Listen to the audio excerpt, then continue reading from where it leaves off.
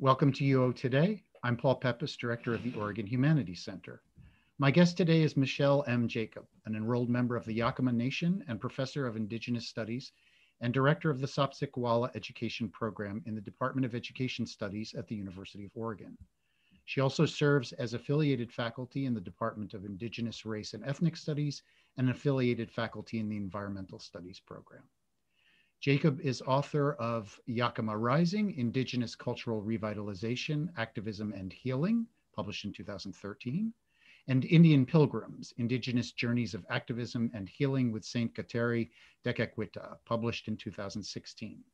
She co-edited with Stephany RunningHawk Johnson on Indian Ground, A Return to Indigenous Knowledge, Generating Hope, Leadership, and Sovereignty Through Education in the Northwest, published in 2019.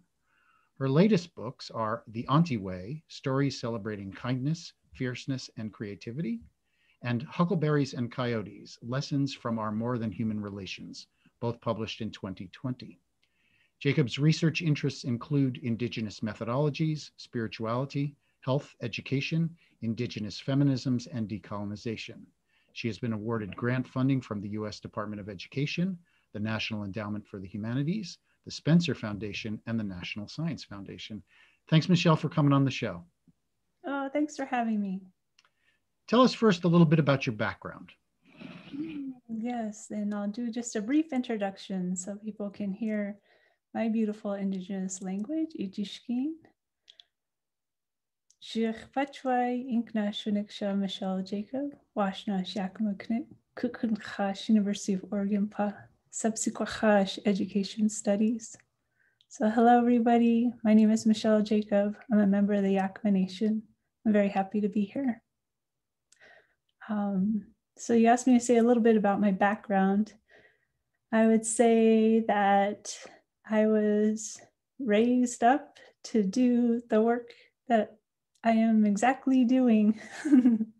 And what I mean by that is that I'm very fortunate that my family and my tribal community have always really encouraged education for our people and have really seen Western education as a way that we could support our people's thriving, to use education as a tool to strengthen ourselves individually, as well as to make a contribution to our collective, to strengthen our tribal nations.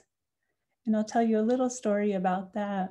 When I was going through the public school system on my reservation, our tribal leaders would have a gathering for youth who are doing well in school, either attendance-wise or grade-wise, or being just kind of upstanding students, strengthening our classroom communities. And they would sponsor a field trip where we would go down to our tribe's cultural center, and our tribal leaders would speak to us and remind us of this is important, and the people who came before you made sacrifices so that you could have these opportunities, and you are the next leaders of our people.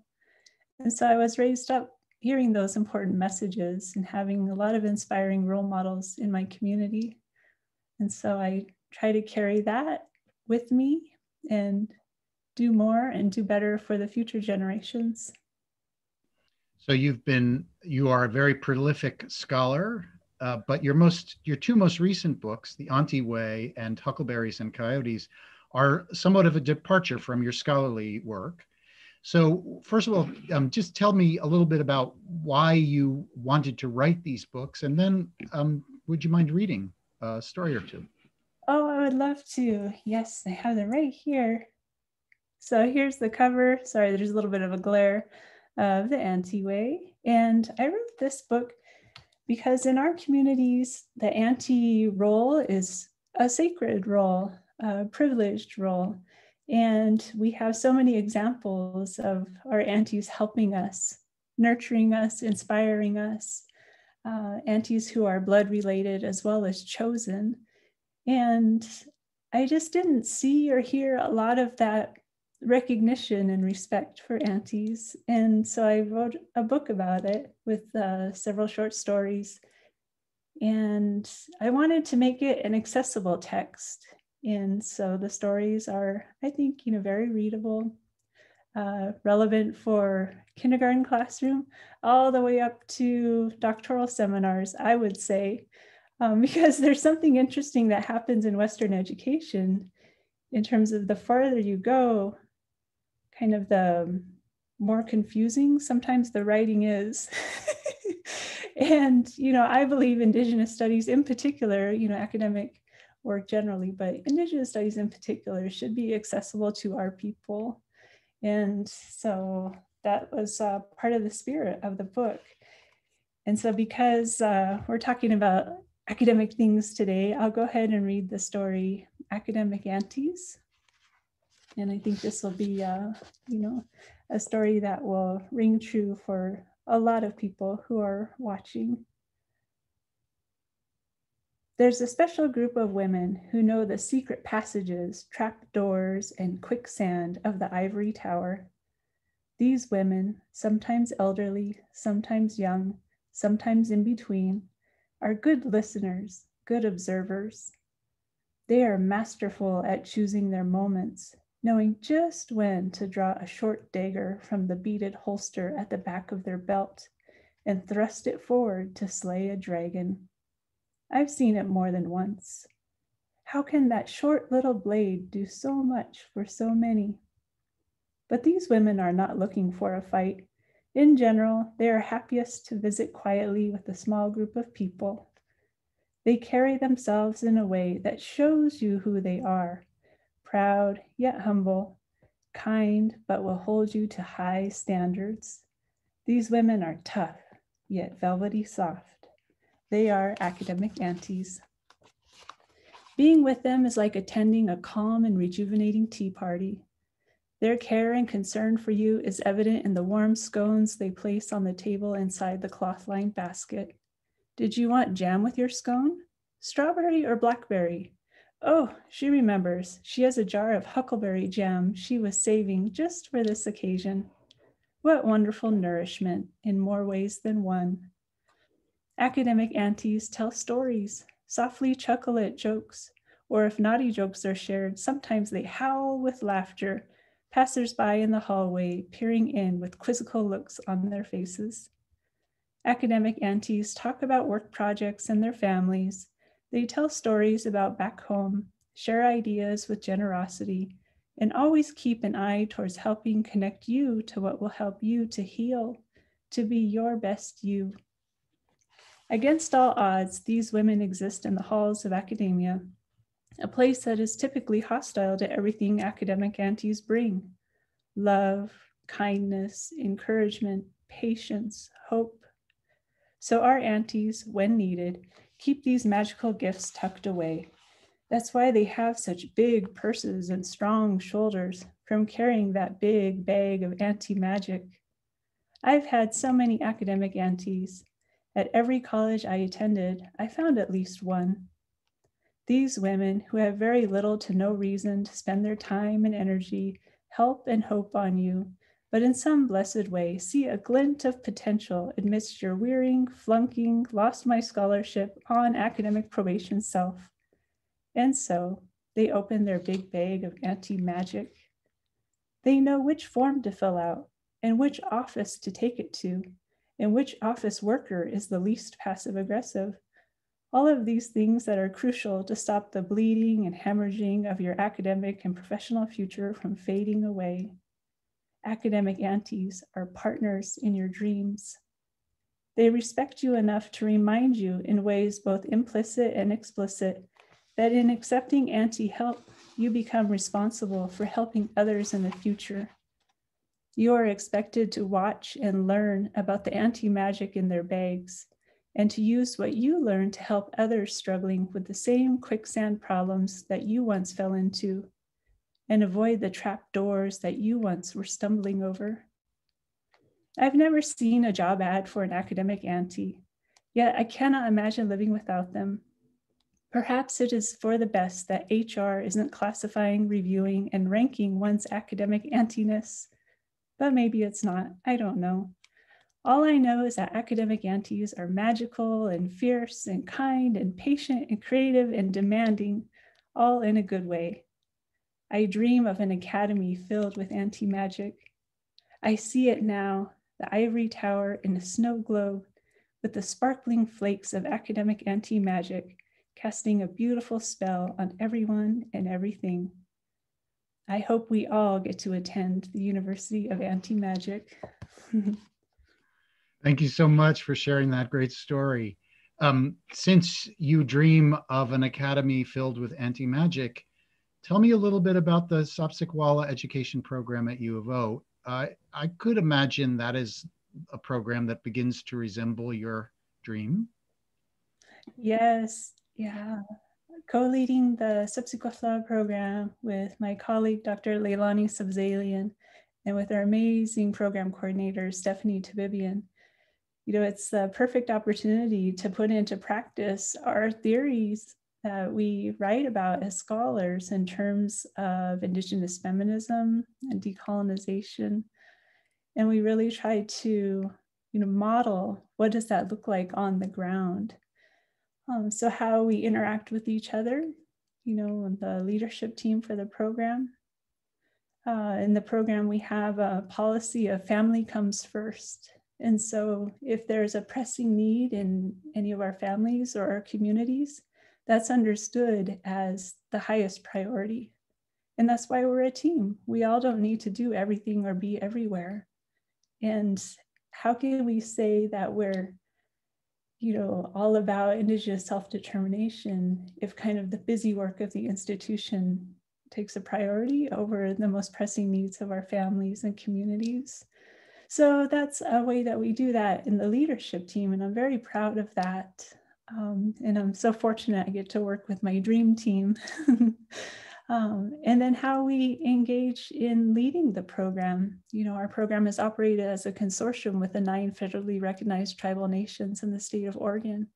And so we meet quarterly at least with our Tribal Advisory Council, more often if there are other pressing matters. And all the important decisions, including admissions for our fully funded program for master's and teacher licensure students, that's made collectively with our Tribal Advisory Council that has representatives appointed by the tribal councils of each of the 9 tribal nations in Oregon. And so that's really something, to model for the university. What does it look like for an academic program to work in partnership and to share power with tribal nations, to really be of service to tribal nations? And so that's a sheer delight. And of course, the students are amazing. We're so blessed to have such wonderful students who are service-minded, completely committed to nation building, to strengthening their own communities. So all of our students, they have their education fully paid for as they engage in rigorous 12-month master's and teacher licensure programs of study. But it's not free money. Dr. Sabzalian and I have a federal grant that pays for the costs, as well as cost share by the University of Oregon, who's a great partner in this process. But it's not free for the students. They do service payback by teaching in high proportion American Indian Alaska Native schools. And so we're really excited that this year we will pass the 100 alumni mark. In June, we will have 104 alumni who have graduated from our program and gone on to serve their communities. And we have a 98% graduation rate, which is outstanding for any program, and particularly for a graduate level program serving Indigenous students. Can you tell us a little bit about the curriculum? Yes, so we partner with the existing licensure program, the mainstream licensure programs, UO Teach and InSped. And all of our students do the regular program of study, which is of course aligned to the state standards for licensure in each subject area, as well as taking on a year-long Indigenous education seminar in which they work with Dr. Sabzalian, myself, and Dr. Virginia Beaver Tuchamshish, who's our distinguished elder educator with the Sapsikwala program. And at 99 years young, we're so excited that Dr. Beaver chooses to work with us and with our students. And she's such a role model for all of us. She attends every seminar. She guides us, engages in consultation when we're making decisions about what to focus on and what should we include in the curriculum. And so this term we decided to engage Tecumseh's book. I have it here, The Gift of Knowledge. Oh, my background's gonna make the image hard to see, but students really, what a treat for our students, to every seminar meeting engage with Tecumseh. We have students practice Indigenous language, writing, speaking, and listening each seminar. And it's really a Native-centered space where we try to really imagine what's the ideal that we would want to see in our schools. And that's what we do in our seminars as a way to show, here's how you can do it. And to understand that we're working in systems that really have, in education in the US, they were really designed to eradicate our people and our cultures. And yet here we are, right? Due to the strength and persistence of our ancestors, we're here, the love and the care of our elders to hold on to our most precious cultural teachings, and pass them on to us. And now we're passing those on to the future generations. And so we give examples to our students of here's how you can engage Indigenous language in your classroom. And here are ways that you can draw from elder wisdom and teaching in your classrooms. And so to really have that opportunity to model that for our students, it's such a privilege. So in all of your work, you stress the importance of women elder-centered Indigenous social change. And as you have just been saying about Dr. Beavert, tell us a bit about that role and why women elders are so important in that praxis. That's a great question. Could I read a story to start my answer? Sure, absolutely. Okay, I had one picked up. I'm going to do a different one. All right, so this is from my book, Huckleberries and Coyotes. And this artwork, as I haven't mentioned, I'm so fortunate to collaborate with Crystal Buck, a Yakama artist who has illustrated both of these books that I'm reading from today. So this story is called I Love Weewinoo. And Weewinoo is our name for huckleberry, and that's my virtual background, or huckleberries, one of our sacred foods, food that has sustained our people since time immemorial. We wouldn't be here without Weewinoo in our cultural teachings. So I'll just read the short story for you, then I'll engage a little bit more directly with your question. I love Weewinoo. She's sweet and petite and just a bit tart, kind of like Auntie. I remember Auntie praying over us and offering a blessing before we went Weewinoo picking at the lake up at the base of Patu, Mount Adams, in our gorgeous Cascade Mountains. Auntie was already an elder with gray hair neatly permed and set under a headscarf. But she was strong and determined and could thrive on that hill beside the lake, just like Weewinoo. I remember Auntie taking her basket and climbing up that hill, so high she was just a dot. Look at her, she's like a mountain goat, Dad said, while puffing on his cigar, taking a short break from fishing. He stood and watched her climb farther up, and then Dad turned and effortlessly threw another cast into the lake, his fishing reel spinning zzz with delight, bobber almost instantly signaling another rainbow trout. Hul hul. I had helped Auntie pick Weewinoo in the easy-to-reach bushes lower down by the lake. It was hard to get comfortable crouching in place, picking just the right purple berries. No stems or leaves, please. We only want the berries. A tremendous effort of skill, but mostly patience. It seemed like forever before I was able to fill the bottom layer of my basket. This was just a few handfuls of ripe berries, a quantity I could easily eat in about 1.5 seconds. Auntie encouraged me, though, and complimented me on the lack of leaves and stems in my basket. Those will be easy to clean and use later, she reminded me. We all knew the tedious task of cleaning berries from a sloppy picker, the slow work of finding and removing all the stem and leaf debris.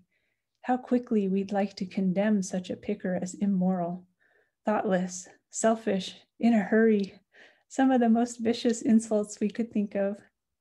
No, no, Auntie would intervene. You must think kind and good thoughts when you're handling our sacred foods.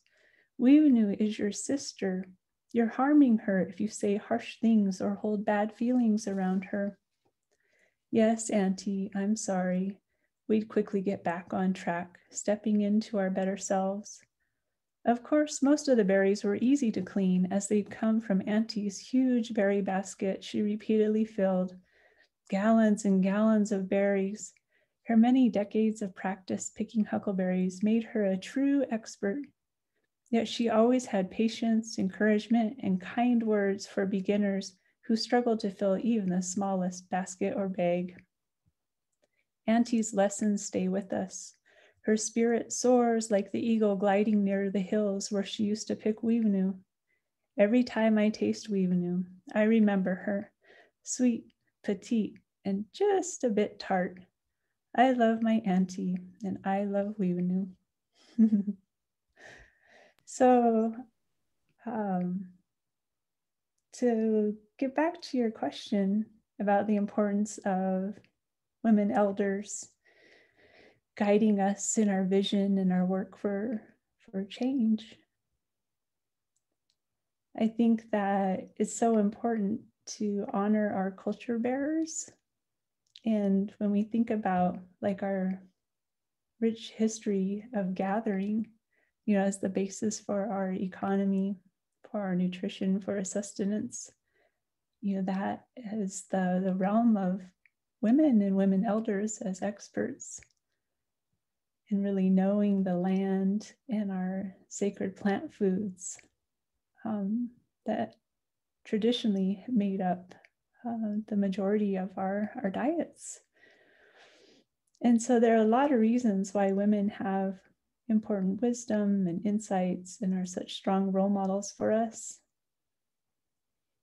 And in my work, in my first book that you had mentioned, Yakama Rising, I write, directly and at length about the importance of women-centered activism, especially women elder-centered activism. And just to name one lesson in particular that I think is helpful, well, we'll say two because they're in the story I just read. This notion of you matter, how you feel, how you conduct yourself matters. And in the story I just read, I talk about my auntie, and this is a teaching in our culture that you have to be attentive to your mood, your thoughts, the way that you're conducting yourself and interacting with yourself. Because if you're mad or sad or angry or have conflict in any way, that energy is going to go into the food and you're going to make somebody sick. And so that teaching is so important to us, spiritually. But also if you think about, that timeless teaching in our culture, that we've had, our elders would say, since time immemorial.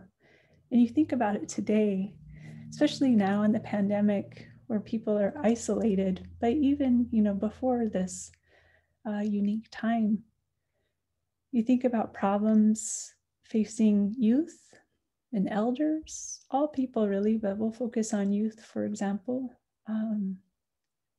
about feeling like they don't matter, like they're not seen or heard or respected, that should never happen, that no child should ever feel that way. And so that's one of the precious teachings that children pick up, that they matter. It's so simple, but it's so rich when they're able to spend time with a woman elder in particular. And then the second example that I wanted to talk about, and this one, I'm not sure if people who just heard the story would necessarily pick up on it, but when when discipline, and this is something we talk about with our students, is how do you discipline students? How do you discipline children? And in our traditional way, it's not a harshness. It's not a shameful thing. And I write about this in Yakama Rising as well, that the elder that I talked about in the example in that book, they say, rather, why don't you do it this way? They don't say, stop doing that. What's the matter with you? Something harsh like that. They say, rather, how about you do this? And in the story that I just shared, we see the same thing, even though Auntie says, no, it's not a harsh kind of combative way, but it says, rather, conduct yourself this way. And here's why, right? Respecting that the child or whoever you're interacting with, that they have the intelligence and the dignity to understand why they're being called to behave in a different way, so that there's always a relationship of respect there. And so those are a couple of reasons why I focus on the wisdom and the great teachings that women elders hold for us. So you've been telling us about the teachings and the wisdom of women elders. You've been telling us about the way in which in the program at U of O, you're centering Indigenous educational methods. I'd like you to talk a little bit about the Oregon Legislature's Senate Bill 13, the Tribal History Shared History Law. It's a law that mandates the creation of K through 12 Native American curriculum for Oregon public schools and professional development for educators. Why is this an important law? Why is this a good thing that we have this law in Oregon? Yes. So Senate Bill 13 has placed the state of Oregon into a position of being one of the leaders in the nation for advancing Indigenous education. And that's definitely something to celebrate. Decades-long work on behalf of tribal education leaders, tribal leaders, community members, families, students, working long and hard for this tremendous victory. And it's important because all of what we now think of as the state of Oregon, that's all Indigenous homeland. And, from an Indigenous perspective, if you don't know where you are, you're lost. And too many people in the state of Oregon don't understand that they're on Indigenous homeland. They don't know the history of the land. They don't have a respectful relationship with the first peoples of this land. And so Senate Bill 13, Tribal History, Shared History, is a great example of education helping to correct some of those atrocities, right? And it's also a great example of how Indigenous education, yes, it benefits Indigenous peoples, right? Finally makes us visible, finally helps to, share our histories in a more impactful way, but it benefits everyone, right? Because it opens up greater possibilities for non-Indigenous peoples to understand who they are and where they are, right? And so that's a great gift that tribal nations have given to all people in Oregon through the SB 13 efforts in the development of the curriculum Tribal History, Shared History, which was developed under the leadership of the 9 federally recognized tribes in the state of Oregon. Do you know if there are other efforts in other states that are similar? Oh, yes. So in Washington state, and this happened several years before the fairly recent action in Oregon, the since time immemorial legislation and curriculum. In Montana, there's Indian Education for All. Oh gosh, there's several. See, I have a book nearby. I can check resources for you. Or maybe I'll just refer everybody to the book that you mentioned, On Indian Ground, that I was fortunate to co-edit with Dr. Stephany RunningHawk Johnson, an alum of our subsequent law program, and now faculty at Washington State University. But On Indian Ground, it's an edited book, meaning there are many different authors who wrote chapters in the book. And one of the chapters talks about, the SB 13 like work across the US. But within On Indian Ground, there's a tremendous range of scholars as well as Indigenous community members who are writing and speaking in the book. And so it's a great resource focusing on the Northwest. It's a part of a series where there's going to be volumes on all the regions in the United States. Isn't that right? That's right. Yes. And so the series editors, Dr. Julie Proudfoot and Dr. Linda Sue Warner, they approached me, asked me if would I be interested in editing the On Indian Ground Northwest volume. And at the time, Stephany RunningHawk Johnson was a doctoral student in our Department of Education Studies. And so I asked her if she would be willing to work on it with me, and she agreed. And so I'm delighted. And our volume is the second published in the series. The first one is focusing on California, and then the Northwest volume came out. Michelle, I want to thank you. It's been a great pleasure to talk to you and to hear from you. We really value all the work that you're doing. It's such an exciting array of things you're writing. It's so exciting and inspiring. It's really been a pleasure speaking with you today. Oh, thank you so much, Paul. I've been speaking with Michelle M. Jacob, an enrolled member of the Yakama Nation and professor of Indigenous Studies and director of the Sapsikwa Teacher Education Program in the Department of Education Studies at the University of Oregon. Thanks so much for watching.